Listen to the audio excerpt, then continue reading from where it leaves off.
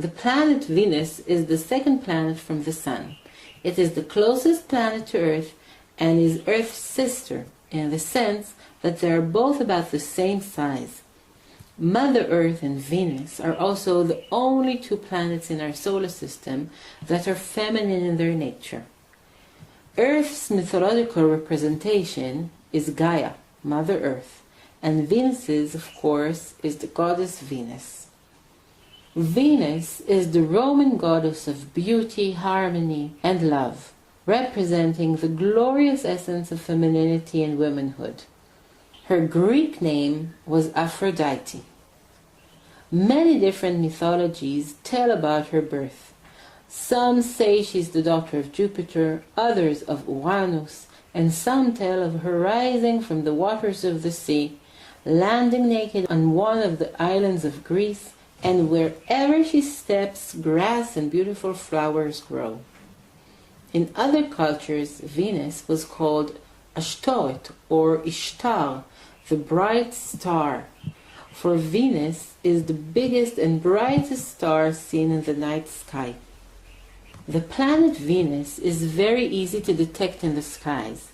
She would either be the bright evening star that first appears after sunset to the west, or at other times would be the shining morning star to appear to the east before dawn. Venus will never be found in the skies too far away from the sun. Venus looks so big to us, not because of her size.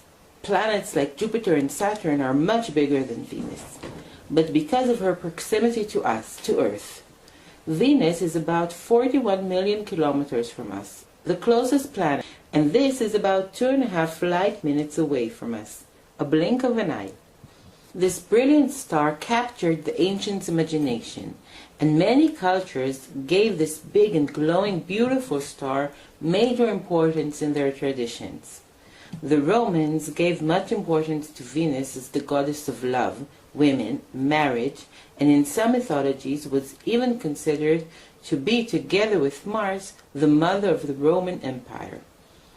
The Mayans, who were very connected to the stars and used different calendars simultaneously, watched closely over Venus's cycle and took it into account as one of their major influences in both calendars and astrology.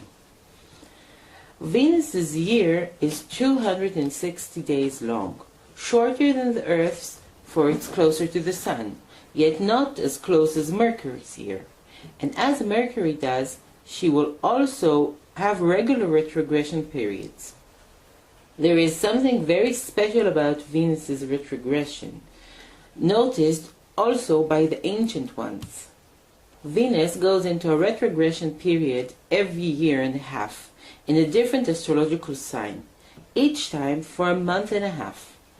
If one follows and draws the signs in which Venus is retrograding, they will find that Venus's retrogression periods create a perfect pentagram or a star shape. The pentagram, or the five-pointed star, is one of Venus's symbols. It was also Aphrodite's symbol. The star goes back also to Venus's predecessors, Eastern Ashtoret and Ishtar, from which the word star is derived.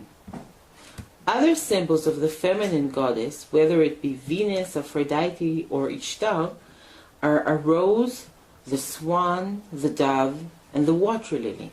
Another symbol that goes back to ancient Egypt are Hathor's cow horns. Hathor, also known as Hathor, the cow god, was Venus' Egyptian predecessor, and the horns of Hathor are also related to Venus as the ruler of the astrological sign Taurus. Venus is the ruler of the second and seventh houses, and is connected to the frequency of the classical Taurus and Libra signs. When we want to track Venus's character, we can draw from the different stories about her. And there we will find that Venus's character is a complex one.